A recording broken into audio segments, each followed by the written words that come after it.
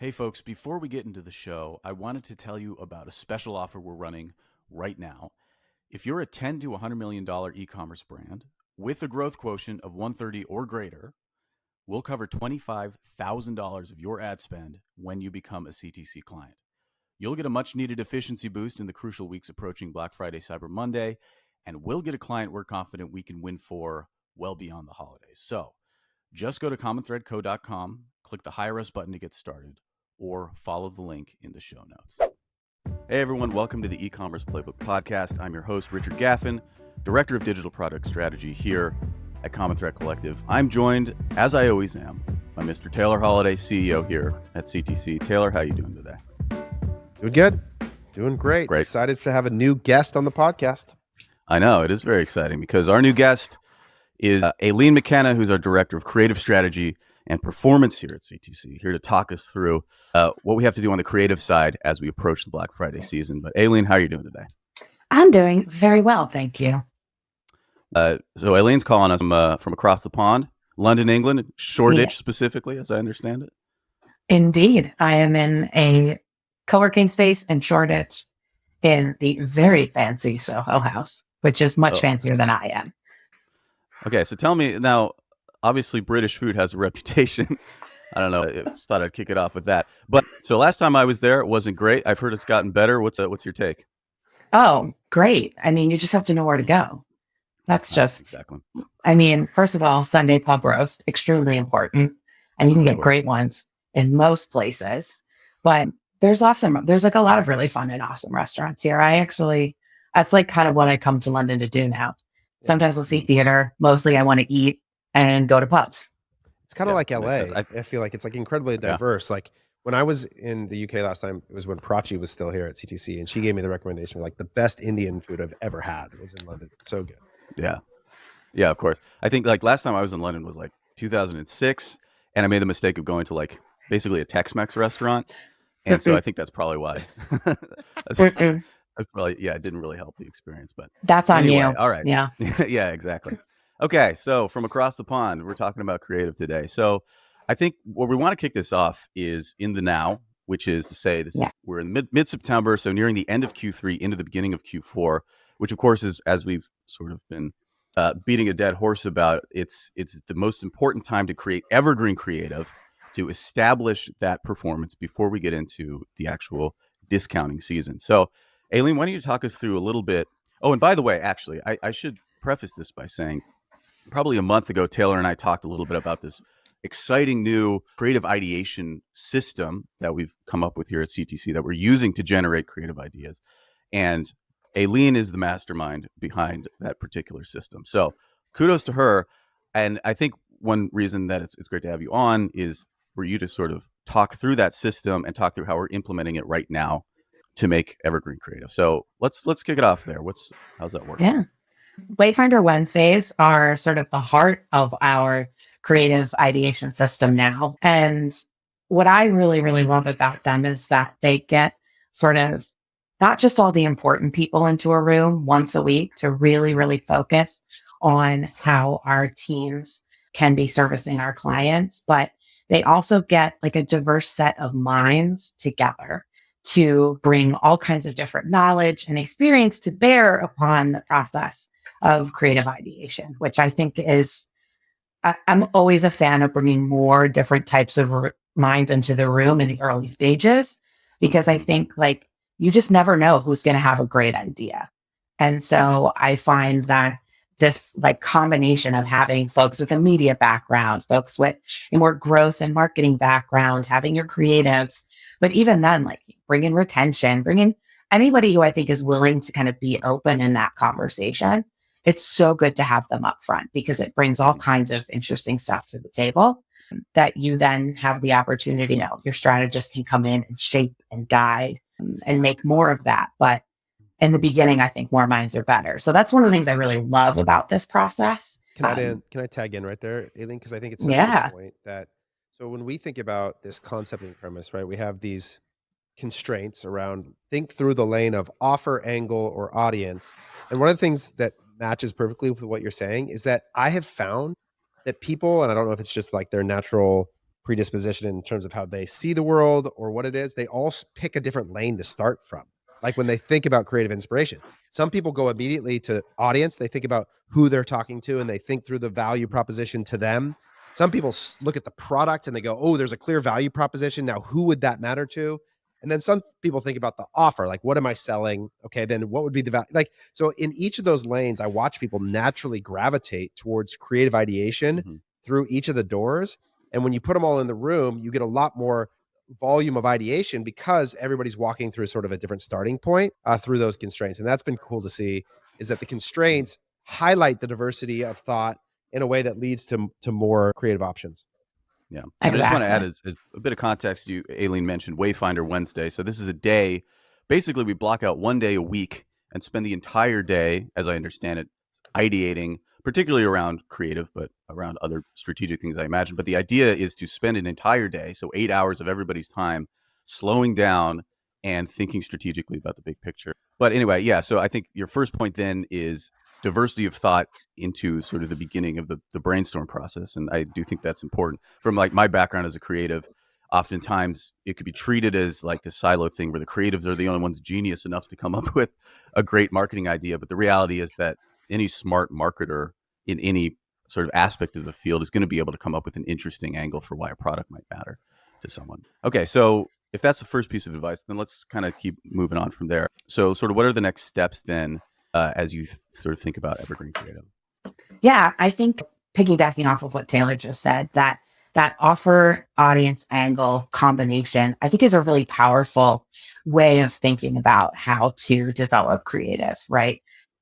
Not just because people can come in from different angles, but because at the end of the day, those are sort of the three most important elements to bringing your product to market in a way that really connects with the consumer.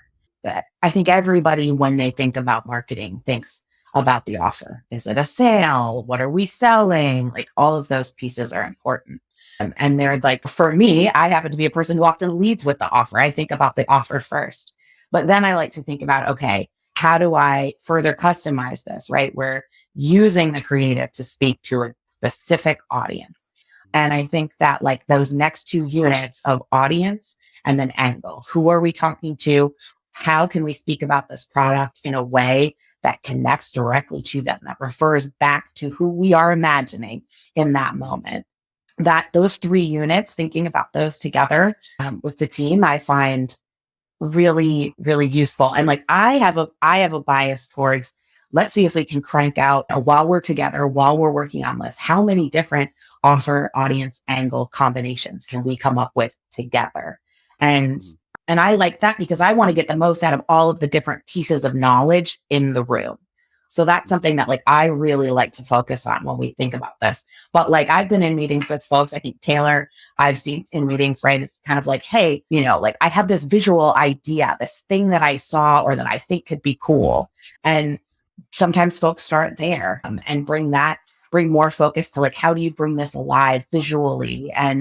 But I think that like focusing on looking at those 3-piece combinations to determine how you can speak about your product, your products, and how you can do that in a way that's really meaningful to a specific audience that you care about is just, I think it's endless too, right? Because you have, if you think about this, not just tactically of like 1, 2, 3 things makes an idea, but also strategically, if you change one thing of those 3, you have a new concept, right? If you change the audience, but you still want to focus on the fact that your product is high quality and made with wonderful materials, how would you speak about that differently for a different audience, right? It's the same core idea, but because you have a different audience, now you have a slightly different expression of that core idea. And I like to use that strategically, particularly for testing and learning into finding really strong performance. Yeah, makes sense. Yeah, if you have 8, let's say 8 angles, 8 products, and 8 different audiences or whatever, like the number of permutations of those 3 sort of categories is pretty much, I mean, it's not infinite, and I can't do the math right now, but you can imagine that it just becomes, sort of an endless amount of ideas. So one thing I want to ask is like, we're talking a little bit, let's say generally about creative ideation and production and that kind of thing. What differentiates Q3 from Q1 and Q2, let's say, in terms of at all times, ostensibly you're trying to come up with winning evergreen creative. Obviously, you'll have some sales here and there or whatever. But what is it about Q3 in terms of production that makes it different from Q1 and Q2? So I think Q3 it's like the moment where it's your last chance to fill the sponge, right? Mm-hmm. And so I think even though you're not yet technically in the sort of holiday period, you really need to be thinking about what do you need to do to prepare yourself for Q4.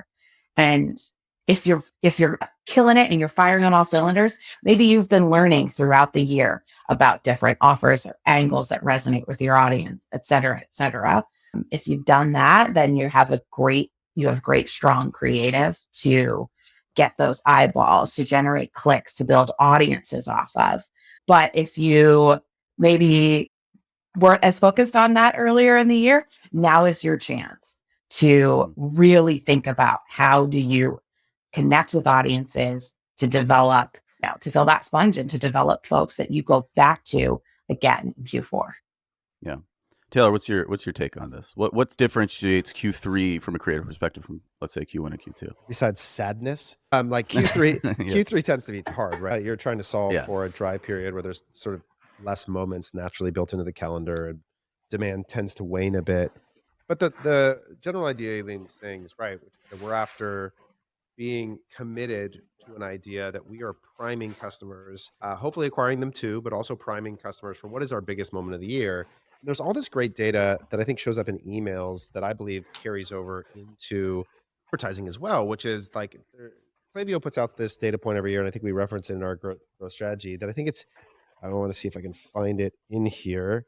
So Klaviyo puts out this data point every year that 89% of Black Friday, Cyber Monday purchases via email are made by customers who open an email before the holidays, right? So in other words, this idea that there's like this immense amount of discovery happening is less true than we are making purchase decisions based on the things we were interested in or have interacted with prior to that date.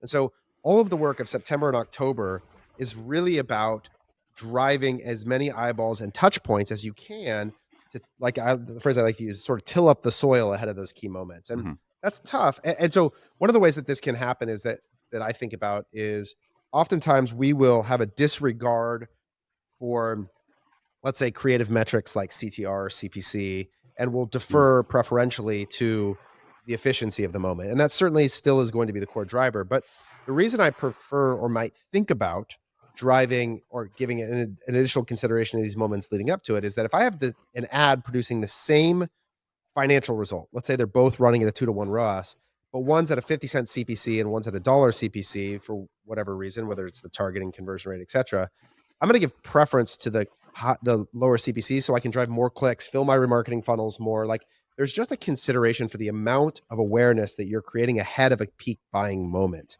That is really important here too. And so a lot of times I think this is when you'll see brands do or reach for content that is a really introductory to themselves in this moment versus really trying to lean into any sale or conversion based messaging at the very bottom of the funnel to your existing customer set. We're going out to tell everybody about us ahead of what we know is going to be the point where they make a bunch of buying decisions. Mm-hmm. Yeah. So there's an element where taking an efficiency hit for the sake of engagement is actually not such a bad idea. And maybe given the fact that this is such a down season anyway for revenue, at least, it makes the most sense to kind of push yourself towards that or those types of metrics rather than just trying to get the best ROAS you possibly can. And here's another thing, one of the things that very practically from a financial planning standpoint is that a mistake I see brands making is they think about their percentage EBITDA outcome by month as being 20% a month every month for the whole year. But the reality is that's not actually what the market allows all the time. And there's a consideration for that. And so it's funny, I was listening to the Operators podcast this morning on my way into work, and they were asking this question of how do you grow from being a $10 million brand to a $100 million brand? And Sean Frank said, lower your MER expectations. And it's just a funny answer, which is the answer is you build the business that allows you to be really aggressive in new customer acquisition in every moment all the time. And so you remove all the constraints, the expense, the overhead, the office, you get your margin as wide as you can, like all these things that enable you to be really aggressive. And so I think there's this consideration for the way in which you manage your business in September and October to allow you to be really, really lean, to lower the MER, to continue to drive new customer acquisition that's going to allow you to maximize the margin in a peak moment like November and December. That I think is like a strategic decision that aligns to creative that I think can be helpful. Yeah. Okay. So then speaking of getting into Q4, so we discussed, or I discussed rather with Luke and Steve a few weeks ago, we kind of gave an overview of what our creative strategy looks like. And so there's 4 peaks. Within the 4th peak is sort of part of it. Like there's 4 mini moments within the Black Friday moment writ large. And then within that, there are 4 separate subcategories of strategy that you need to execute against that. And what we're talking about today, obviously, is creative strategy. And within creative strategy, there are also 4 different ad types that we want to focus on. So I'll just list those right now. And then, Aileen, maybe you can talk a little bit through what they are and how we approach them. So evergreen ads, that's pretty obvious. Dynamic ad frames. The third is graphic ads. And the 4th is sale ads. So some of those sound pretty self-explanatory, but let's maybe tease it out a little bit, Aileen. So talk to us about those 4 categories. Yeah. I mean, your evergreen ads are the ads that maybe you've already been running or that look like the ads you've already been running. They're product focused. They are, in my opinion, beautiful. But these are the things that you want your consumers to interact with and be like, oh, you want them to remember that. You want them to keep thinking of your brand. And additionally, I think evergreen is, folks are going to interact with your ads multiple times across this season, right?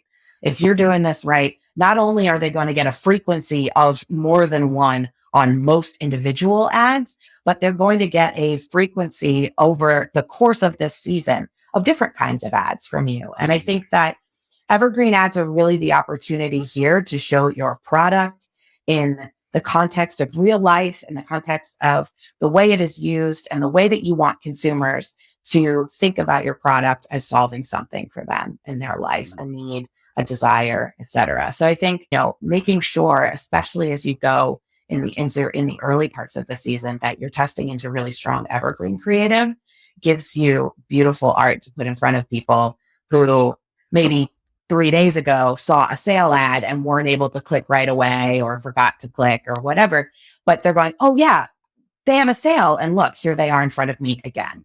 And that's the thing that I want. So I think evergreen really serves, that kind of a purpose at this point in the year.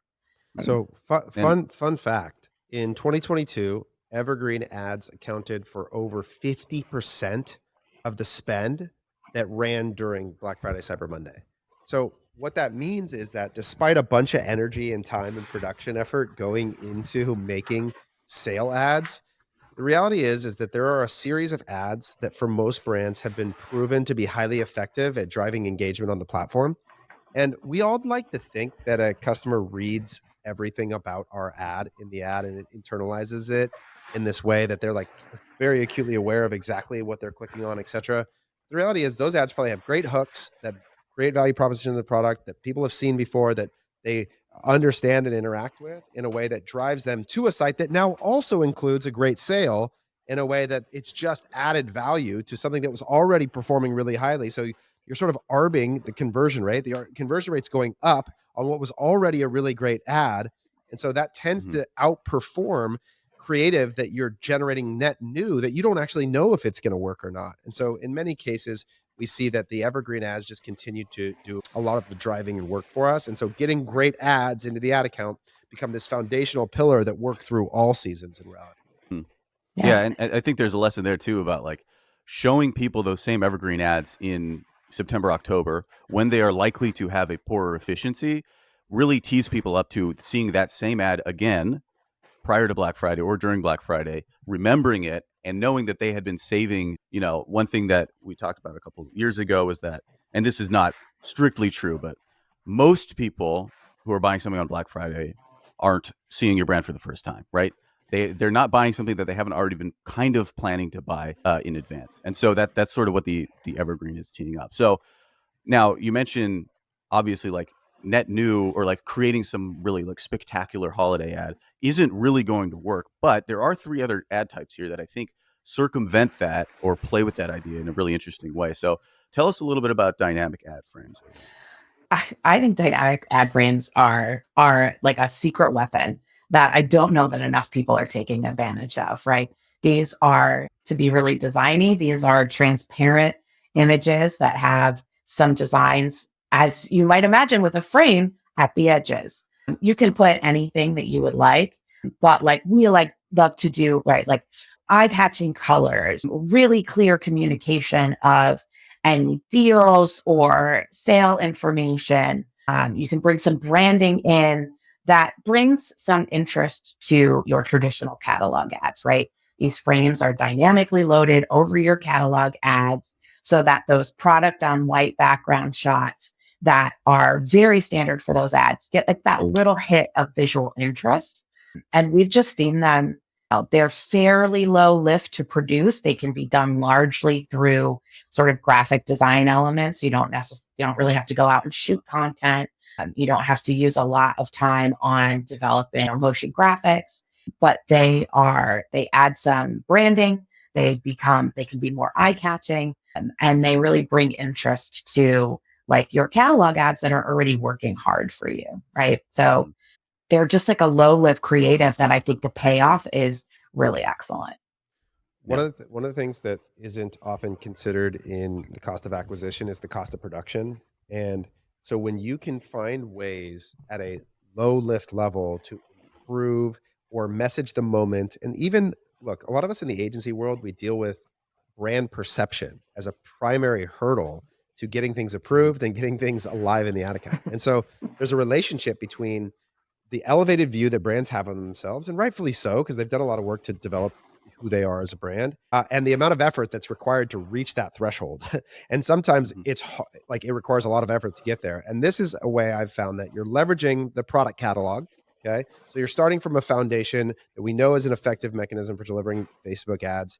And we're saying, okay, we are going to create thematic, momentary messaging to layer on top of that product catalog to drive a little bit higher engagement for the season. So whether it's like a gift frame that shows up red and ornaments on their perimeter, or something that specifically messages your Black Friday, Cyber Monday offer that's live for those days only, you're just elevating your product feed to do a little bit more work for you in a low lift way from a production standpoint to help you continue to drive as much value as possible.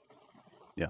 I think that there's definitely a misconception maybe that because Black Friday is this enormous moment, it requires enormous effort, or it ought to require enormous effort or something like that, which is not to say that it doesn't, but the type of effort that it requires is very different from sitting down, concepting out some like really novel holiday thing and then like going shooting it and blah, blah, blah. And it's like, yes, it's a big moment and yes, it should require effort, or it does rather, but that all is in terms of like building out the ad account and spend management and all that kind of thing.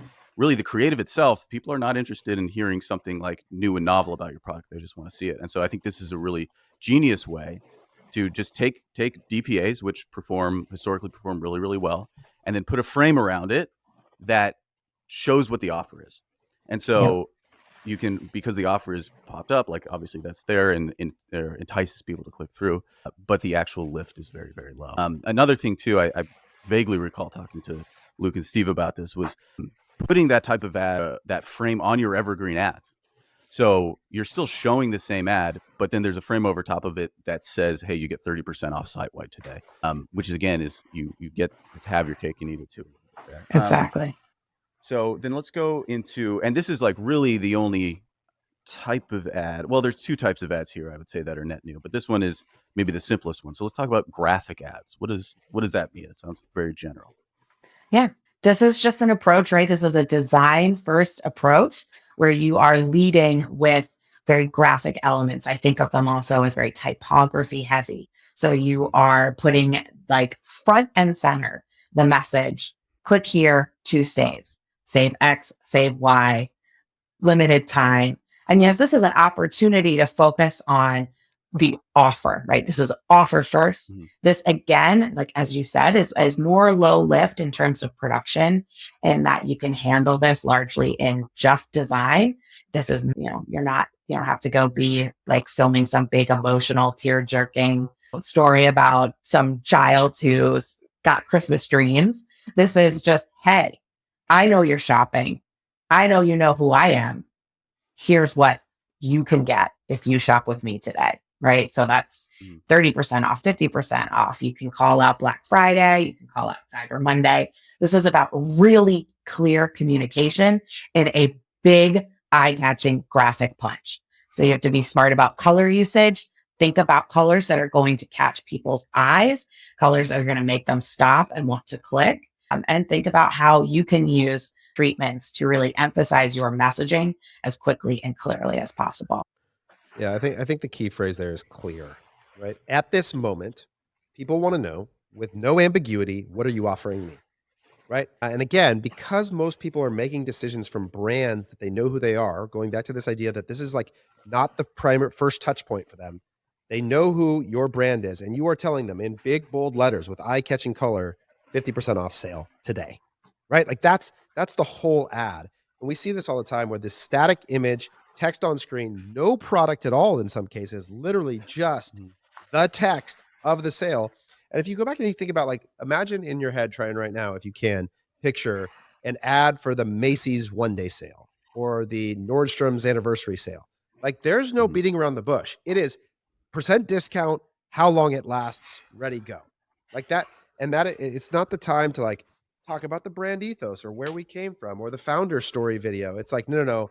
Here's the moment. Clarity is king, ready, go. And there used to be in this meta world, right? This idea that like 30% text, right? Like this idea that there should be less text on the ad. This used to be a principle, right? And some of us that have been in this system for a long time are carrying that legacy constraint. Throw it out the window. All the text, all the time, all over the image in this case is an important part of this. Yeah. I think too, like if there's a brand that you are familiar with, that you love, and all that the ad that you see is their logo and then in giant text, 30% off site-wide, that is going to be fundamentally interesting to you because you know all that you need to know about that brand already. One thing I want to call out here is just one of the examples that Luke uses in the article is a native deodorant ad, for instance. And this has a little bit more imagery in it, but it's a picture of the product, a stick of deodorant, a background that's bright red, so sort of holiday themed, but primarily eye-catching, right? That is what the color red does. And then a big stamp in the corner that says 30% off site-wide. And so again, there's nothing particularly creative or novel about it, but it does grab the eye and it tells you exactly what you need to know right away. Okay, the other thing to remember, I just want to say is like one of the things that drives me nuts that people talk about creative is like they talk a lot about like headline and copy, and or even Facebook comments is a thing like people will talk about. But here's the thing: an ad delivered on IG Story has no comments, it has no headline, and it has no body copy, right? Yeah. An ad delivered in IG Feed has no headline, has different comments than Facebook, right? You have to communicate in the image, the headline, like. If you just depend on the written little headline in there, a lot of your placements, and for some brands, they're getting 60, 70% delivery on IG and IG stories. Like the amount of Facebook or Meta newsfeed delivery that they're getting is very small. That headline literally doesn't exist. So this is it's just more reinforcement that the big, bold, say what you need to say in the image. Yeah, no, that totally makes sense. And part of maybe a larger conversation about how we think about these ads as Facebook ads or now Meta ads, but really we're talking about Instagram ads here. And that is like fundamentally, in terms of how you think about copy, it's completely different. So, okay, so then our last category of ad here, the sort of last net new category we have is gifting and quote gift guide ads. So this seems a little bit more complex. Why don't you talk us through what this is and what it entails? Yeah, I think this is the most like purely holiday and not just sale driven, but product driven, a little bit of story driven. But this is your opportunity, I see, to connect with the consumer who is thinking about the gifts they need to give, the gifts they may want to receive, and going, okay, I made it through Black Friday and Cyber Monday. On Black Friday, I bought myself a TV because it was cheap, but I didn't get a gift for dad. He's a pain in the butt to shop for. Or I need to figure out what to do for all of my nieces and nephews. And this is your opportunity to get in front of people and say, hey, we have the gifts for you, right? This is your chance to put together creative that has a little bit of a story to it. So, best gifts for dads, gifts under $20, gifts that ship before Christmas. All of those things, right, are opportunities to have this like short, clear message, but one that's a little bit more storytelling, a little bit more supportive to the shopper, right? It's catching both consideration and sort of creating intent. And yeah, and it's like, so a great opportunity. I've seen this done a bazillion times. I still think it's compelling, no matter how many times I've seen it done, is a beautiful flat lay of multiple products that are associated with each other somehow, whether that's advertising a bundle for your company that sells hats and socks and t-shirts and sweatshirts, and you advertise your bundle by showing each of those products together in a flat lay, or hanging on a rack, some stylistic treatment of those products. But that's also a place to think about, like, do you sell a variety of products that would suit a variety of different shoppers or different gifters and recipients? Then how can you tell a story about that, right? Gifts for the gardener, gifts for the impossible to gift. And how do you bring your products together to kind of tell that story with typically a little bit of photography, but you also, if you have a real good designer, they can often take existing photographs, product shots, kind of cut them out of that product on white setting that I think we all have for all of our products, and put them into sort of layouts that look like flat lays, that look like, that bring them all together into one cohesive image that tells the story for this shopper or that gift recipient. So it sounds like from concept to execution, the gift guide ad is definitely more complex than all of the other ones. And so we've sort of been beating the drum throughout this episode around simplicity is king. The sort of on the creative side, lower effort actually pays off more in some respect, like in terms of the dynamic frame ads and using your evergreen ads and so forth. So what is it about the gift guide ads that makes it worth it? Like, why is it worth the expenditure of time and resources? I think your sale ads at times are going to hit a point of exhaustion for people. You can only see 30% off as your like big graphic enough as so many times before you're like, cool, I got it. But like, I don't know, I wasn't thinking about buying something from you right now in the context of like what I think of as products that I would buy from you. So I think that's one part. And I think additionally, they have a little bit of that tie back to Evergreen that we were talking about like these ads that really tell the story of who you are and what your products are and what you sell very simply, straightforwardly. And they have this opportunity to kind of tie back to that and to put not just what you are offering in terms of discount or fast shipping or any of those things, but also to put your products back into the context for shoppers. So they go, oh yeah, and there's a sale? Cool. I'm going to go click right now. The other thing, so I want to just clarify something you said, Richard, which is that I don't know that I'm saying that that it's about simplicity and doing as little production as possible. I'm saying that there's a relationship between cost and ROI, and the higher the cost, the higher the ROI needs to be. So if you need to generate wins at a lower cost, there are ways to do it. But I also think that if we look at our revenue over the course of the year, there are cases where this period of time, starting from November 25th through December 19th, is 50% of a brand's revenue. So if I think about the allocation of my creative production cost under a similar timeline, then there's a really good argument that some of your best, most beautiful photography, your most thoughtful offers, your most operationally sophisticated delivery should be in this period. And so I think like gift framing is really about offer design, I think, as much as anything, which is to say, like, how do I frame my product in the narrative that meets this being a good gift while somebody's out making a decision for a specific person? And a lot of times you'll see this around bundling, where they just take the same products that they've had all year, and now it's the boyfriend box. Now it's the gift for mom bundle. And it's just, we do this with Bamboo Earth, right? We have all these mini kits that we have, like the Aging Gracefully mini kit. Well, it's the same products as this other four, but it's framed for a specific customer. And one of the best things to do is go to Wayback Machine, okay, which is web.archive.org. Go look between December 1st and December 19th for like the best brands in your space and see how they merchandise their website during the month of December. And what you'll see is all these ways that they're gift framing. That's the phrase here. They're showing you how their product fits within the cultural process of buying things, right? And so there's a real opportunity to use and learn from them about, and a lot of it is some sort of custom packaging into some bundled set of products, targeted in messages to a specific user. Because in this case, there's this weird dynamic there's a difference between the purchaser and the user, and you have to help the purchaser frame how this is a great product for the user. Because there's, and the moment I want you to think about is like Christmas morning when you give someone a gift, they open it, and then there's that 10 seconds after where you do that quick explanation of why you bought it. Like, it's like, why did I think this was perfect for you? And you kind of like justify why you got it. Oh, I saw this on this thing and it made me think of you. Or like, they said this was the best gift for like women who love crochet, and that's you. Like, so whatever. And so what you're giving people is the message that they can use for the justification for their own purchase, right? Like, because we're all sort of gifting's hard, and like everybody wants to be a good gift giver.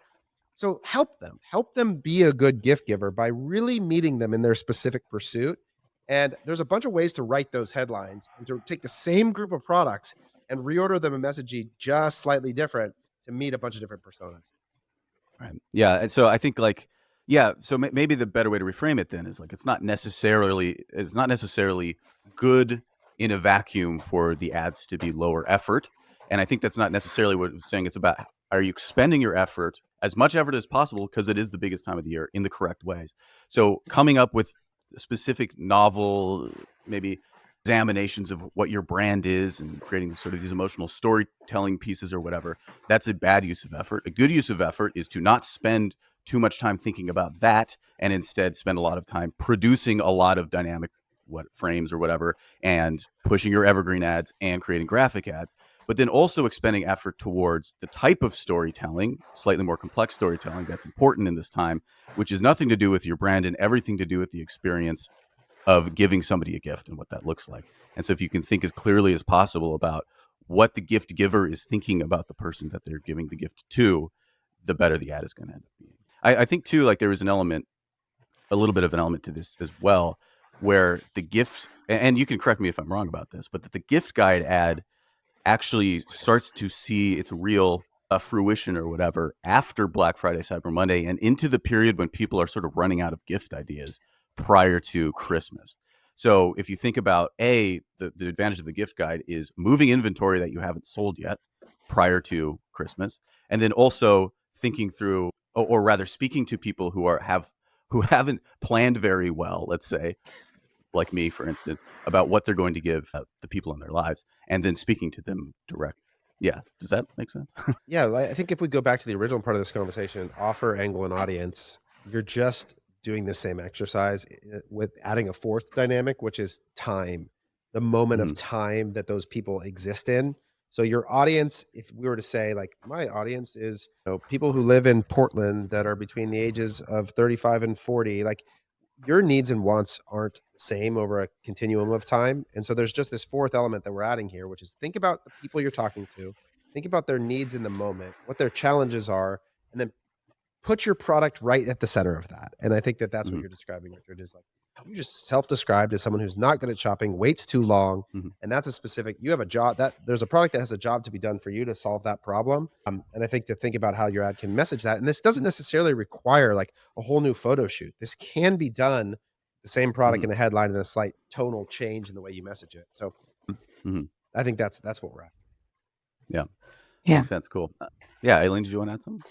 I think that like what we're talking about is thinking about storytelling for the holiday, but in a way that's really product oriented, right? If you're Macy's, you got a lot of money to spend on a TV slot, and it's okay if all that really does is remind people that they feel really great about Christmas and Santa and all their big feelings.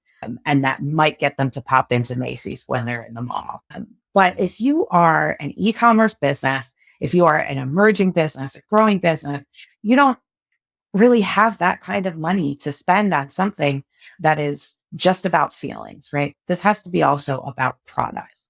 And I think the gift guide type of ad gives you the ability to tap into parts of the emotional experience of the holiday, whether that's like loving to buy people gifts or not knowing what to buy for people, but it also is much more product oriented and much more action oriented, which I think can be helpful. And I think as well, every magazine, blog, like paper, I mean, everybody everywhere is going to be making a gift guide at this time of year. You may not have the funds to focus on PR to try and feed to journalists and see if you can get added to these gift guides, but you can kind of draft on that feeling of being a part of a gift guide by creating your own gift guide. And I think that's a nice benefit of this style of ad as well. May not be the most important, but it is a nice little bonus. Cool. All right. So I think we've kind of covered all of the creative types. So I'll ask you, Aileen, the same question that I asked Orchid last week, which was, if you could give one piece of advice, if you could summarize everything we've talked about here, as we approach the holiday season and creative for the holiday season, what would you say is the most important thing to think about? How would you summarize it? I would say, think about how you can make the most of what you have before you. What kind of creative do you already have? What kind of evergreen is already performing? What kinds of imagery and video do you already have in your possession that you can, with the smart application of a great offer, a slight tweak to the audience, or maybe a small change to angle, how can you make that work for you in the holiday time period? That makes sense. Taylor, what you got? I don't know, maybe it's the maximalist design trend of the moment or whatever, but I do think that brands massively underserve the work creatively to deliver as much value as this moment has the potential for. If you don't have a unique way in which you're gift framing your product, why? Like, this is the thing, I'm going to say this right now to myself, Bamboo Earth, Dave, I've said this to you for years. If you don't have a freaking way that Bamboo Earth is like set up as the perfect thing to fit in a stocking and the best gift you could ever give mom and the best thing you could ever do, and it's not clearly messaged to me, then you're missing out. Like, it can make a huge difference. You can become the gift of the season. You can drive yourself into that moment. And that's just one thing. The other thing I'll add is that there also is a unique opportunity, if this is right for your brand. At CTC, I remember last year talking with Arshi, who was an awesome employee of ours, and she would always talk about, she's Muslim, and she would say, like, I don't shop for Christmas. And so I experience my feed for an entire month of being so obviously not for me from a brand. And so there are opportunities also to create these unique message moments to the people who aren't participating in this holiday, because it's not everybody, in ways that can really endear as a separate funnel you to a different subset of the population too. So there's all these things to consider, but this is like, conversion rate is through the roof right now. Go grab as much of it as you can and invest in doing it. You won't regret it. And that all the new customers that you acquire are going to carry you next year too. So this is the maximalist moment for e-com. Don't short yourself. There we go. So yeah, do what you can with what you got and do as much of it as you possibly can. I think those are the two pieces of advice here. All right, before we get out of here, I just want to do a quick plug for us, Common Thread Collective. If you want this type of strategic thinking, creative thinking for your brand as we go into this extremely important season, well, I was going to say, do we have a deal for you? So if you run an e-commerce brand between 10 and 100 million, and your growth quotient score is 130 or higher, we'll help you run that if you want to get in touch with us. We are so confident that we can win for you that we're willing to foot $25K of ad spend for you as we go into the season, because we want to establish long-term relationships with brands that we think can win and that we can do this type of work with. So hit us up, commonthreadco.com, click hire us, and just fill out the form there, and we'd be super stoked to talk to you guys. But all right, Taylor, Aileen, thanks so much for chatting.